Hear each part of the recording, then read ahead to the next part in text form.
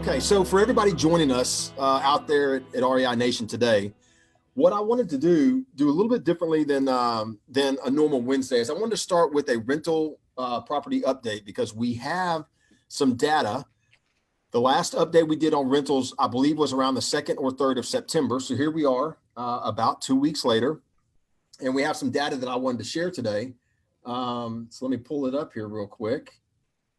All right, so I'm gonna have to put my glasses back on to make sure I read this correctly. So for everybody out there watching today, clients, non-clients, a big part of the conversation for 6 months now has been what's going to happen with rents next month. What's going to happen with rents next month? We answered the questions back in April and got very pleasant surprises. A lot of people tried to chalk it up to one thing or another. Very few people chalked it up to the strength of residents. You know what I mean? Like very few people said it was because residents want to be in their homes. They just said it's government funding or government assistance or savings and they're spending the last of it. It'll all catch up. Well, I'm happy to announce to everybody that's on the call here that here we are in September. I know that the struggle is real for some residents. I know that there are some that it is true every month it's a little more painful. So at this time though, in the month of September, we have collected roughly a little over 86% of all billed rents in September. That's running right in line with where we were in July, slightly in front of where we were in August. We anticipate ending exactly where we've ended every month, that on the last day of the month, we will have collected maybe 95 to 97% of all billed rent in the month. Most of the outstanding rent will be pieces. So where someone has made we'll call it a deposit towards their rent that month, and they're getting the next piece of rent due. It's going to be interesting because October 2nd is a Friday, and that's when really most of the residents that are behind from September catch up and make that first payment into that next month. So we anticipate by the end of September being and ending the entire collections month at roughly 98 to 98.5% where we've been. We can tell you that, again, we're not dealing with big percentages of homes. We're talking about 1% of the properties that we have that are currently in serious negotiations with us to try and assist them. Again, as we always say, thank you to all the owners that work with us and work with the residents. So again, overall, super positive. Cobb, I know that you talk to a lot of clients out there. You've assisted a lot of clients building some large portfolios. I'm sure you're hearing the same thing back from your clients that it's especially those that own 10 properties, they're getting 9 of them are okay. 1 of them they're having to work with, that type of thing. Is that what you're hearing? Yeah, a lot. A lot of the clients who were ready to go back in March hit the pause button and said, let's see how this sorts out. They've been coming back in waves in July and August, all ready to add before the end of the year, tax purposes, capital outlays, the whole thing.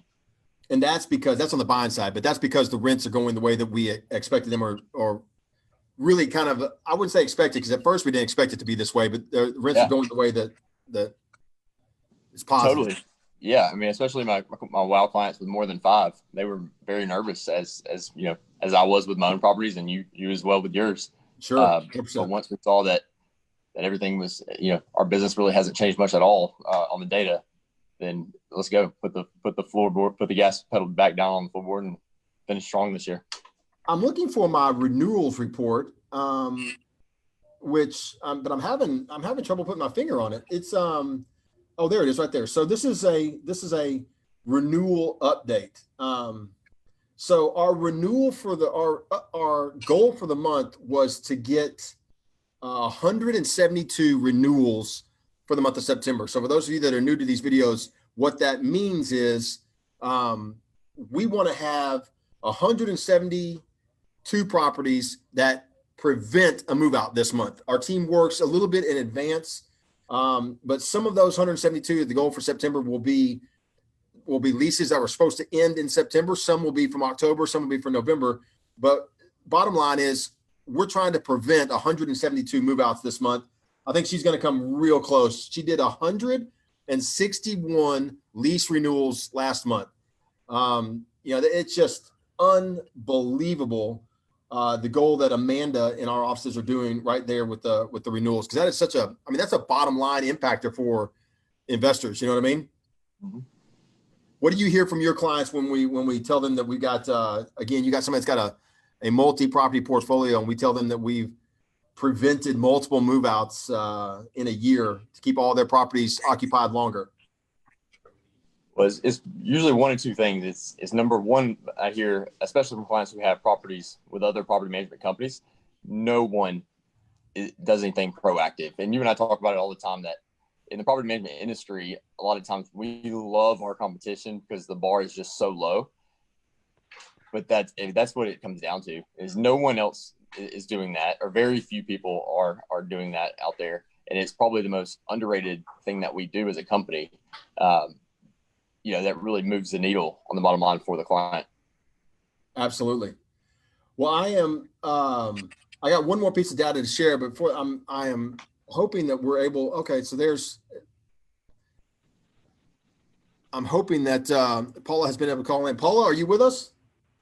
I am. Oh, fantastic. I hate that we're having these difficulties. I'm gonna tell you on the front end, it's probably on my end. It's probably on our end. So I hate that it's been difficult for you to join us, but I'm glad you dialed in. Thank you. I had one more piece of information I want to share with everybody real quick, and then I want to get kind of your thoughts on some of this too as an owner. So I just told everybody that our rental collections are tracking right along pace with where they've been the previous 6 months. Our team is having to work a little bit harder. We're having to work with a few more clients each month to kind of make sure that they're able to stay in their home and get rent paid the way they're supposed to. We've had a few people that have moved out during this time period because they're unable to make the rents, and that's just part of it. But at the same time, we only have 61 houses available. So that is exactly 1% of our portfolio that is available for rental today. Our rental team is like all over us. Like they're just driving us like, what are y'all doing to us? Because they want us to buy more houses because they've done such a good job renting. And Amanda, who I just reported on a second ago, she is on pace to try and hit 178 renewals this month. So those are prevented move outs that there's very little for our rental team to actually rent right now. They only have 61 houses total. So all in all, with the rental update, it's looking really positive. How are your properties doing with us right now, Paula? It's been moving right along like nothing's happened. Did we get all the rent already collected for you this month? Yes, sir. Oh, wow. Well, that's good. I always going to ask the question because I never want to assume. We always want to make sure we're hitting the expectations. So, Paula, if you don't mind, I know that you're here with us more in spirit than anything right now with the video not working, but I would love for you to share with our listeners, kind of share your story. Let us know what's kind of how you got started and what your background is. I know that you manage some properties yourself, so we would love to hear about it. Let's talk about it. If you don't mind, go ahead. That actually started by accident. I got married back in 2009, moved into his house, decided to rent my house out, really just in case my mom needed somewhere to live. And That's kind of how it started.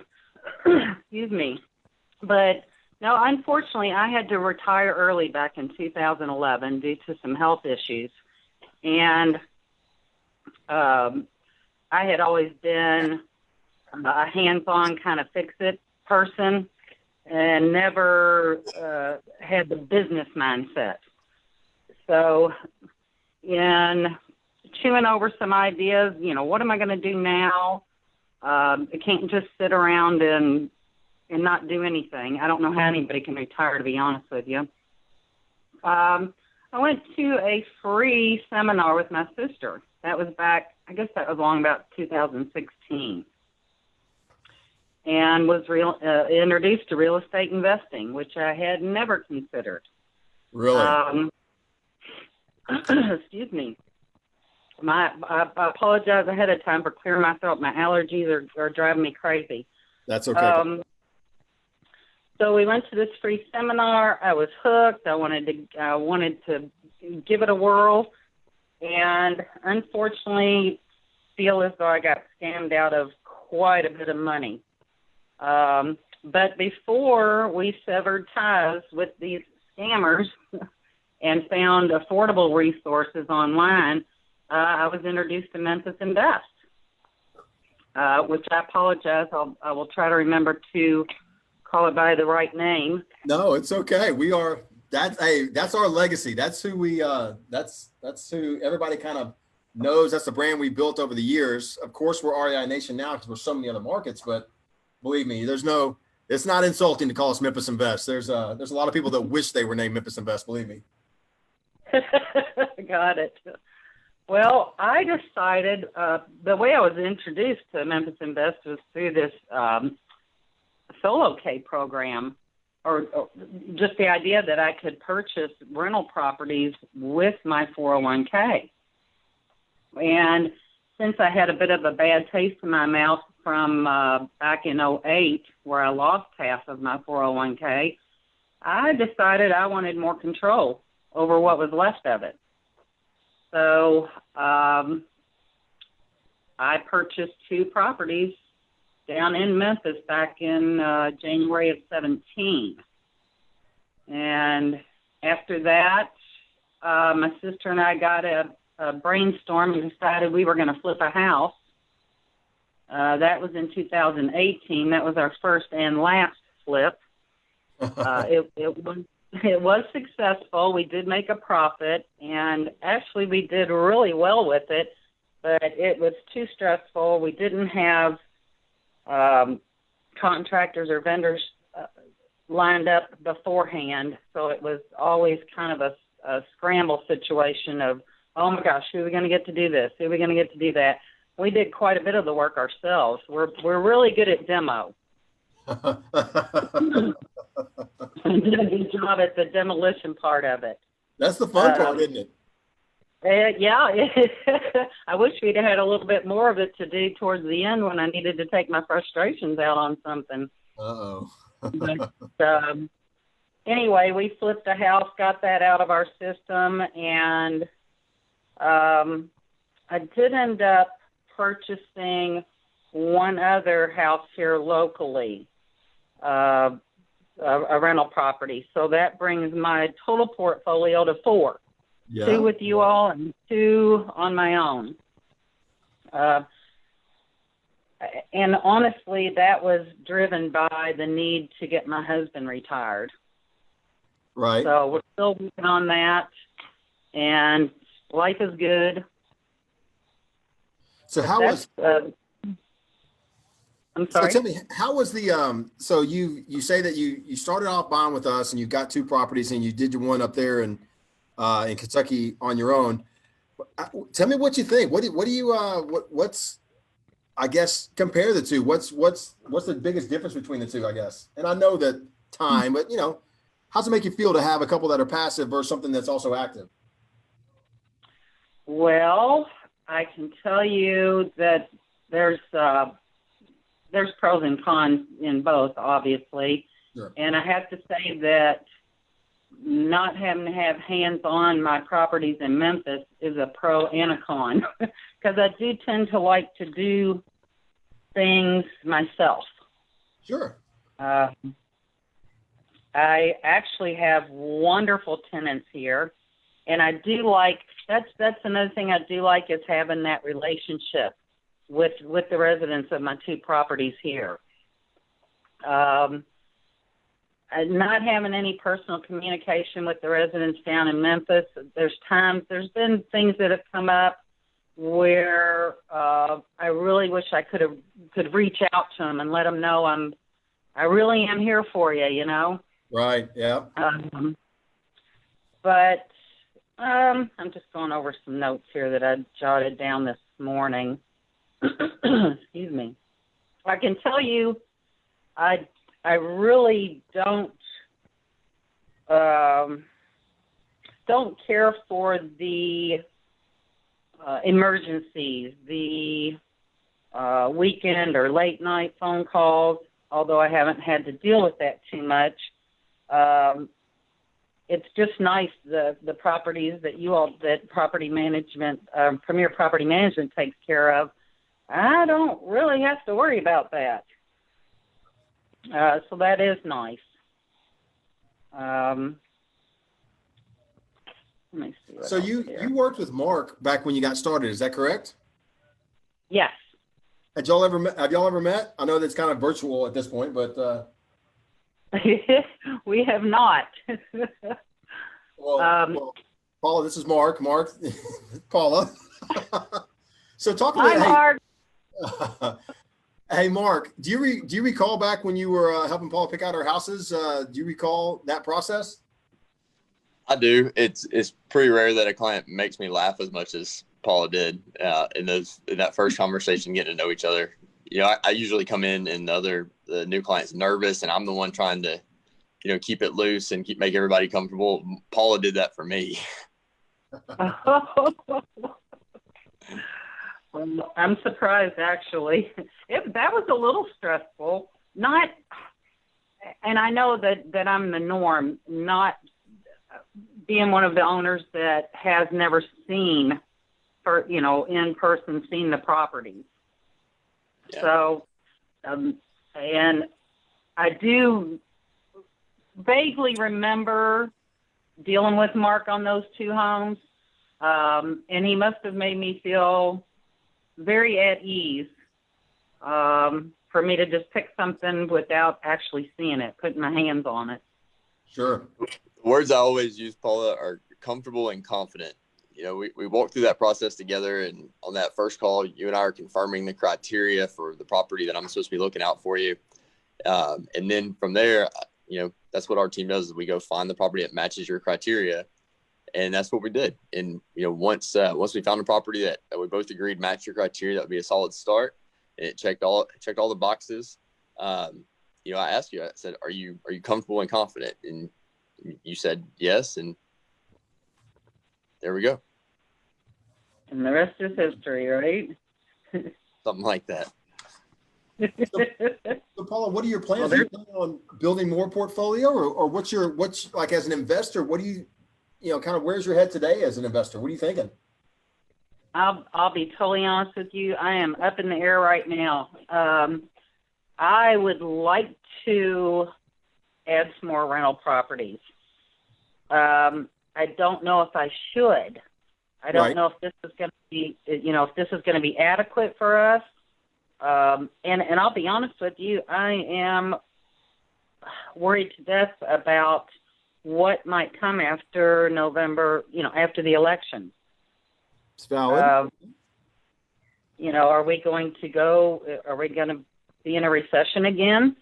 If we are, do I want to be prepared so that I don't lose more money? Sure. And I know what I need to do in preparation of that. And honestly, I feel like rentals is the way to go. Right. Well, no, I'm sorry. Go ahead. I'm just really still up in the air. I haven't thought it through. And honestly, my husband supports this, but he is not any help. He's still got his full-time job, and this is as far from his expertise as it was for me in the beginning. So I'm just kind of get information and chew on it and try to make a good decision.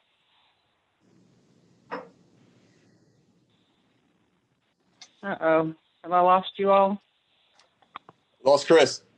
Paula, can you hear me? Yes. Okay. Well, it seems like we lost Chris. I'm on the other side of the office, so you and I can just keep talking. Well, so what are your plans for the future in terms of, once you decide that, if you were to invest in real estate again, let's just talk hypothetically, what would you be looking for, now that you have a couple properties?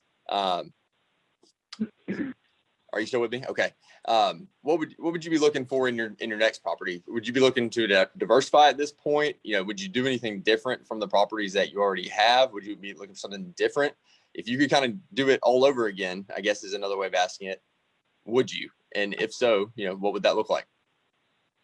Well, in all honesty, I would enlist your all's help. Sure. I'm pretty much going to be still at the same price point on any further purchases, but I honestly think I'd like to venture out into some of your all's other markets outside of Memphis.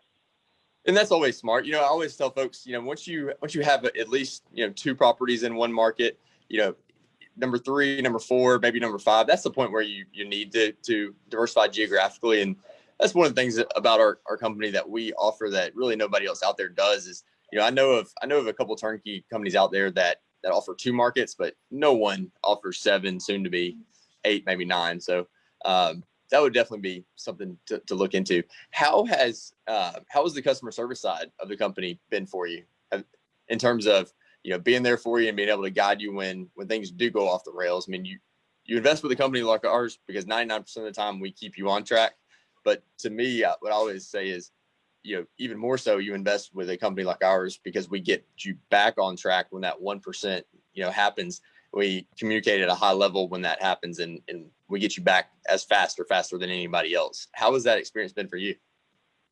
Well, in all honesty, I have never dealt with another property management company, and customer service goes, because that's, ever since I purchased the second house, I've pretty much just been dealing with the Premier Property Management and Michelle Colley. And that's Michelle. When I say customer service, that is your liaison to property management. She's in the property management building. She's really a part of that team. Well, she rocks. She's absolutely the most pleasant, wonderful to work with, always ready to help, very personable. And I'll tell you, the management company has made a quick turnaround on, I only had one move out. One of my properties still has the original residence from when the first tenants that came in. And the other one, I'm only on. And I would expect that. I'm sorry? No, I'm sorry. I didn't mean to cut you off. You said in the other one, you're on your second resident? Yes. And that sounds about right. I would expect at least one, usually both of your original residents, if you acquired those properties 3 years ago, would still be in there. And that's what leads us to our average length of time. Our average length of stay per family that rents from us is now 5 years. Oh, I love 5 years. Yeah. And let's see. I wanted to ask you about renewals. Chris was talking about this at the beginning of the call. When your residents came in originally on that 2-year lease, you might have known this, you might not have known this actually. Did you know that 4 months prior to their first lease expiring, we have a team in place that calls our existing residents, and we proactively are calling them to have them re-sign and extend their lease beyond that first 2 years. Did you know that? Well, I did not realize it was 4 months out. That's pretty impressive. When it lands on that team's desk, at least. Yeah, that's usually when they begin. But yeah, they're proactively, rather than us as a property management company letting that renter just move out and putting a new resident in, because that's a big income stream for us, because we keep the first month's rent every time there's a new resident, right? Rather than doing that, we want to see you happy and successful financially and coming back to add more properties. So we pass up on that income stream. In fact, we actually spend money by with overhead and salaries, and we pay people on our team to proactively market to our existing renters to come back and extend their leases. So I don't even know if you even knew that we did that, but that's one way that we're looking out for you, and that's how your first resident, who's now been there beyond their first lease. I want to say it's 75 or 80% of our existing renters extend beyond that first lease. Extend their lease at least one time. And that's what leads us, a lot of them extend 2 times, 3 times. That's pretty impressive. And another thing I do want to mention, the first tenant I had over on at the one of the properties, they moved out and they had done a lot of damage. So there was a lot of work that had to be done. Mm-hmm.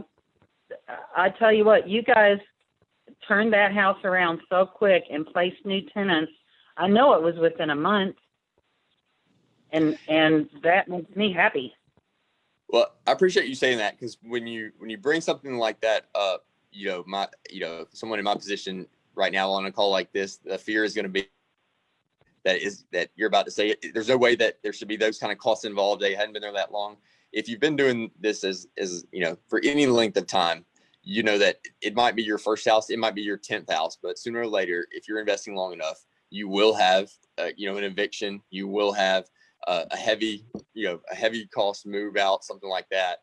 And the value of our team is, we do a lot on the front end in terms of the rehab that we do. We do a lot in terms of the screening for the property management side for the residents. But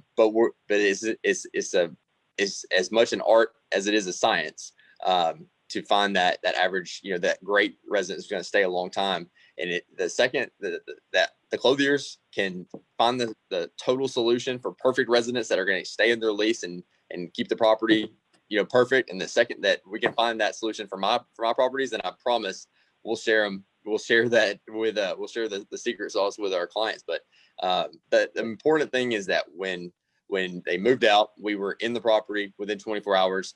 We put the list together of what needed to be done. We assessed the property. We communicated immediately, to you. And we didn't just call, and I assume, and it doesn't sound like we did. We try not to ever call with just laying bad news on you. The purpose of the call is here to make you aware. Here's what's going on. But more importantly, here's what we're doing about it. We've already got our team in place. They've already been out there. We know exactly what we needed to do. We've already got the costs associated with it. All we need is the green light from you, and we'll get back to work and get you back on track as fast as possible. And it sounds like you were, ready for that communication. You were able to approve it quickly, which enabled us to serve you better and protect your bottom line by getting somebody back in there within the month, like you said. Well, and that actually, it couldn't have been any better unless they hadn't have done all the damage. You know what I mean? Because you guys were on John.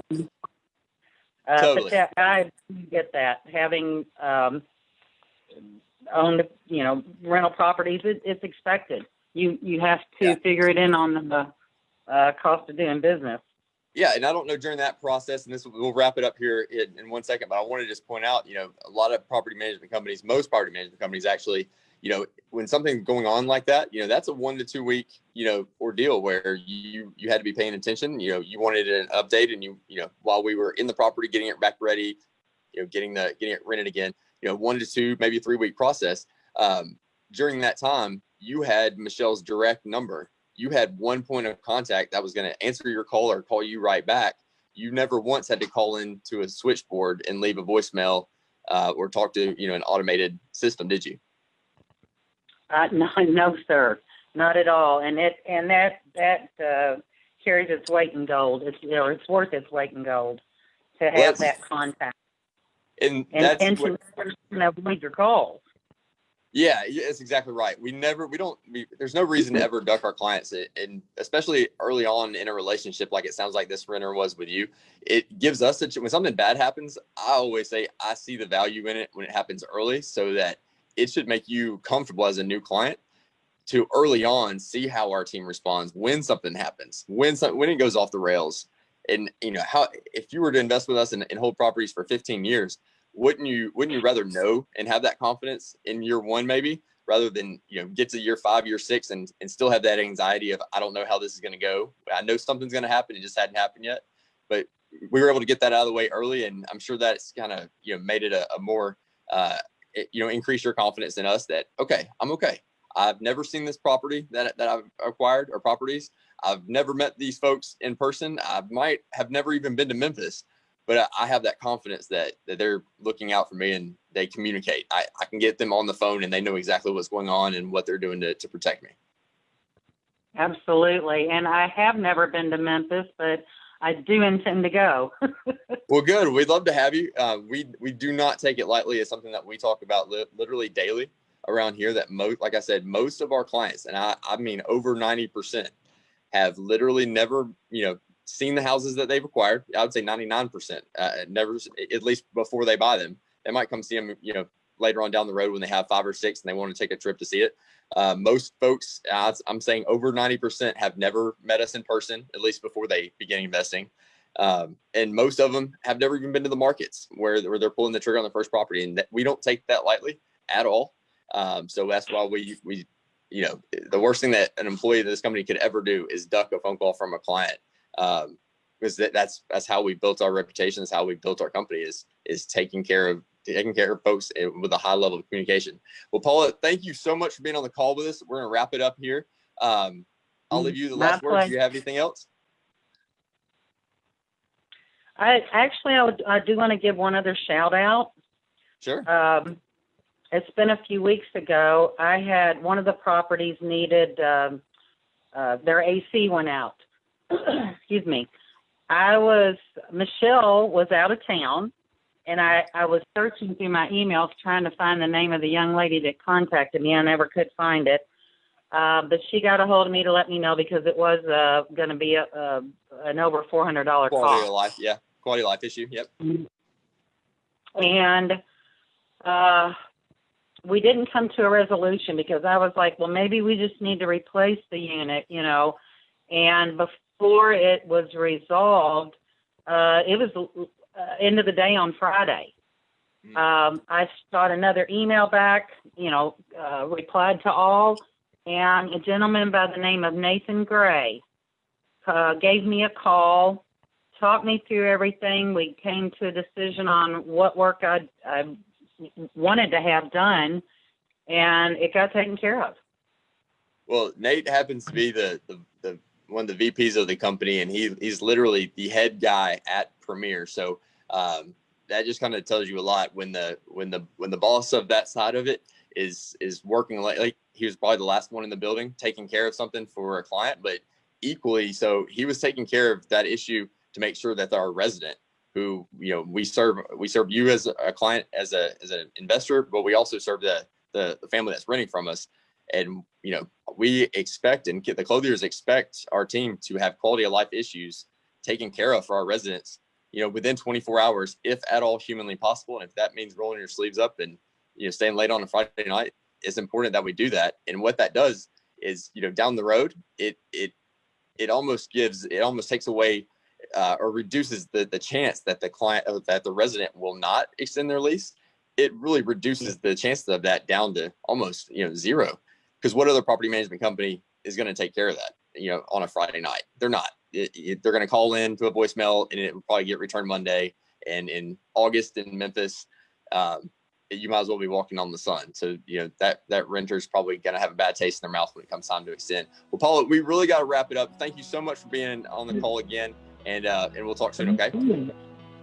I'll look forward to talking to you soon. Thank you so much. All right. Thank you. Take care. All righty. Bye-bye.